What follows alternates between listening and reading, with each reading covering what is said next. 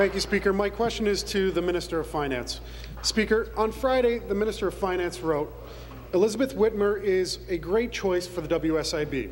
Her legislation gave rise to its current structure and name. But back when that very legislation was proposed, the same minister, the then Liberal Labour critic, called it, quote, an attack on working people, mean-spirited, kicking sand in the face of working people, and said the government ought to withdraw this bill.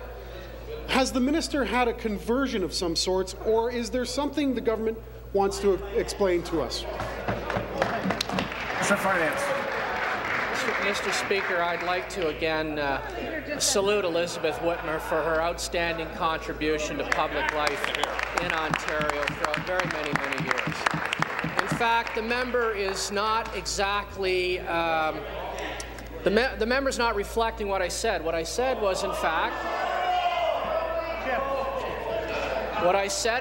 is accurate. That the name of the WSIB, and by the way, it was designed to move away from a sexually biased name to a more inclusive name.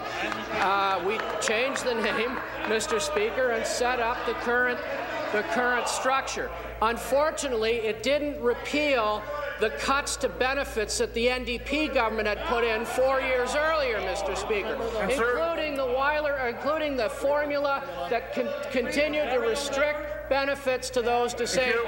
So you can't have it both ways, I say. Supplementary. Speaker, to quote the Premier from his earlier statement, the more things change, the more they stay the same around here. There's no doubt the former member knows the WSIB file, but over here we have some serious differences of opinion about how to handle it. Injured workers and their families have one important question. Did the Premier appoint Ms. Whitmer based on her vision for the WSIB, or are they so desperate for a majority government they're ready to play politics with this appointment?